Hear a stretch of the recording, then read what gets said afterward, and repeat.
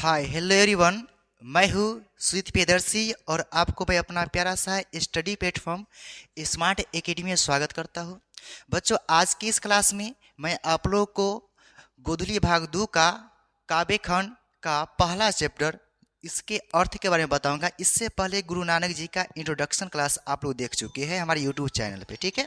तो आज की इस क्लास में आपका इनका अर्थपूर्ण यानी कि यह जो आपका कविता है राम नाम बिनु बिरथे जगी जन्मा जो नर दुख में दुख नहीं माने, इसका संपूर्ण व्याख्या करूंगा, ठीक है। उससे पहले एक छोटा सा मोटिवेशनल कटेज है, ठीक है, वो सुनिएगा कि जिंदगी जीना आसान नहीं होता, जिंदगी जीना आसान नहीं होता, बिना संघर्ष के कोई महान नहीं होता। जिंदगी जीना आसान नहीं होता, बिना संघर्ष के कोई महान नहीं होता। जब तक न पड़े पत्थर पर हथौड़े की बार, जब तक न पड़े पत्थर पर हथौड़े की बार, पत्थर भी भगवान नहीं होता, ठीक है। तो इसलिए हमारे जीवन में, आप सभी के जीवन में संघर्ष के बिना कुछ नहीं होने वाला है। स्ट्रगल करते जाइए और अपने जीवन में सफलता के मुकाम पर पहुंचिए, ठीक है। तो बच्चों, लिखा हुआ है राम नाम बिनु बिरथे जगी जन्मा, और इसके जो कवि है उनका नाम है गुरु नानक। कौन है? तो गुरु नानक। तो इसका मैं अर्थ अभी बताऊंगा। लिखा हुआ है कि राम नाम बिनु बिरथे जगी जन्मा, इसका अर्थ होता है कि राम नाम के बिना, किसके बिना? तो राम नाम के बिना इस संसार में जन्म लेना व्यर्थ है, बेकार है। लिखा हुआ है कि राम नाम बिनु बिरथे जगी जन्मा, यानी कि राम नाम के बिना इस संसार में जन्म लेना व्यर्थ है, बेकार है। कवि कहते हैं गुरु नानक जी कि राम नाम के बिना इस संसार में जन्म लेना व्यर्थ है, बेकार है। उसके बाद कहते हैं कि बीखू खावई बीखू बोलई बिनु नावई निहफलू मटी भ्रमना। कहते हैं कि राम नाम के बिना जो हम खाना खाते हैं यह विष के समान हो जाती है। किसके समान हो जाती है? विष के समान हो जाती है। हम जो कुछ बोलते हैं, हमारी जो वाणी है, यह विष के समान हो जाती है। राम नाम के बिना इस संसार में जन्म लेना व्यर्थ है। राम नाम के बिना वाणी, खाना पीना, ये सब जो है विष के समान हो जाती है, ठीक है। पुस्तक पाठ व्याकरण बखानो संध्या कर्म निकाल करे। कहते हैं कि राम नाम के बिना पुस्तक पाठ करना, व्याकरण पढ़ना, ये सब जो है व्यर्थ है। क्या है? तो व्यर्थ है। कभी कहते हैं गुरु नानक जी कि राम नाम के बिना इस संसार में जन्म लेना व्यर्थ है। राम नाम के बिना पुस्तक पाठ व्याकरण करना, ये सब व्यर्थ है। राम नाम के बिना खाना खाना, बोलना, वाणी, ये सब जो क्या है विष के समान है।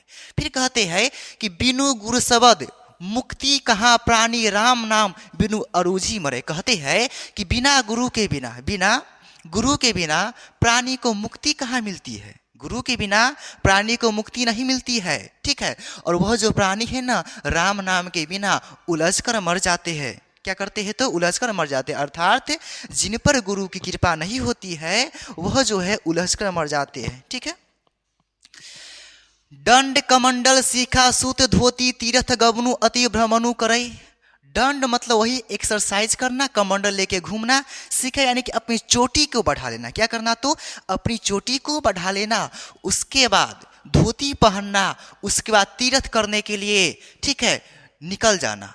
ये सब जो है व्यर्थ है, बेकार है। कभी कहते हैं कि राम नाम के बिना दंड करना, राम नाम के बिना कमंडल लेकर घूमना, राम नाम के बिना क्या करना? तो सीखा बढ़ा लेना, अपनी चोटी को बढ़ा लेना, राम नाम के बिना, ठीक है, धोती पहनना और नंगे पांव क्या करना? तो घूमना।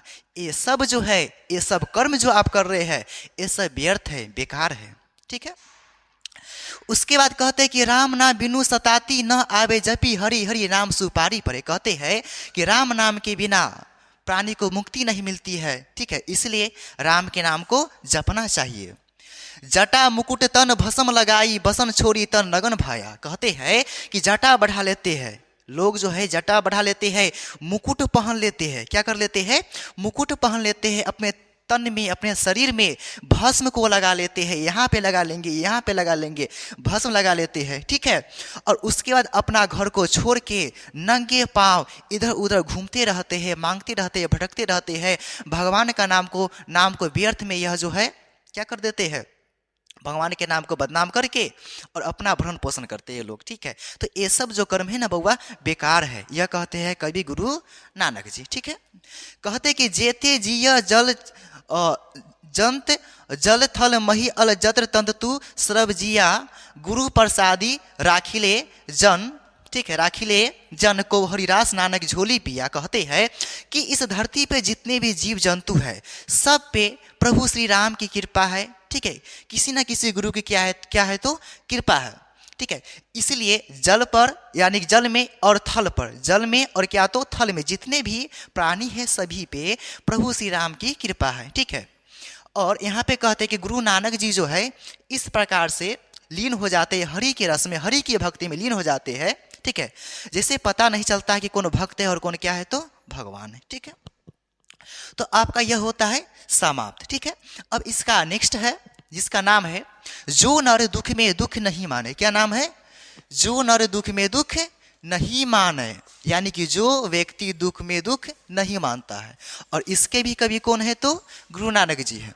यहाँ पे कवि गुरु नानक जी कहते हैं कि जो नर दुख में दुख नहीं माने सुख सने अरु भय नाही जाके कंचन माटी जाने नाही निंदा नहीं स्तुति जाके लोभ मोह अभिमान हर्ष शोक ते रहो निहारो नाही मान अपमाना आशा मनसा सकल त्यागी के जगते रहो निराशा काम क्रोध जेहि पर से नाहिन तेहि घट ब्रह्म निवासा गुरु कृपा जेहि नर पै किन्ही तिन्ह यह जुगति पिछानी नानक लीन भयो गोविंद सो जो पानी संग पानी। तो इस कविता में कवि गुरु नानक जी कहते हैं कि जो व्यक्ति दुख को दुख नहीं मानता हो, जो व्यक्ति दुख को दुख नहीं मानता हो, अर्थात जो व्यक्ति दुख में घबराता न हो, जो व्यक्ति दुख में घबराता न हो, सुख में इठलाता न हो, जो व्यक्ति दुख में घबराता न हो, सुख में इठलाता न हो, जिसमें काम क्रोध की भावना न हो, जिसमें काम क्रोध की भावना न हो, जिसमें मान अपमान की भावना न हो, जिनका अंतःकरण बिल्कुल स्वच्छ हो, उन व्यक्ति के हृदय में, उन व्यक्ति के हृदय में ब्रह्म जी का वास होता है। किसका वास होता है, ब्रह्म जी का वास होता है। तो यहाँ पे कवि गुरु नानक जी कहते हैं कि जो व्यक्ति दुख में घबराता न हो, सुख आने पर इठलाता न हो, जिसमें काम क्रोध की भावना न हो, जिसमें मान अपमान की भावना न हो, जो सोने को भी मिट्टी समझकर लोभ नहीं करता है,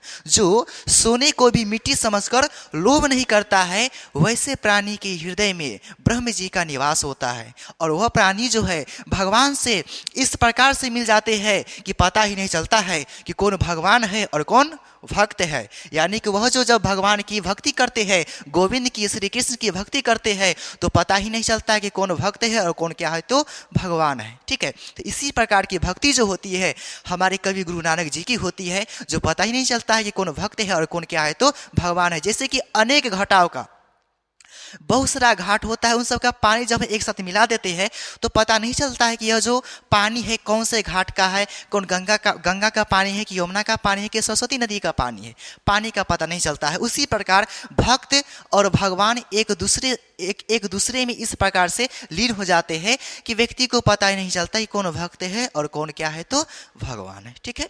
तो आई होप कि आज का सेशन आप लोगों को समझ में आया होगा। यदि आप हमारे चैनल पर नए हैं तो इस चैनल को सब्सक्राइब कर दीजिए, बेल आइकन को दबा दीजिए ताकि हमारी सारी वीडियो आप तक सबसे पहले पहुंचे, ठीक है। धन्यवाद।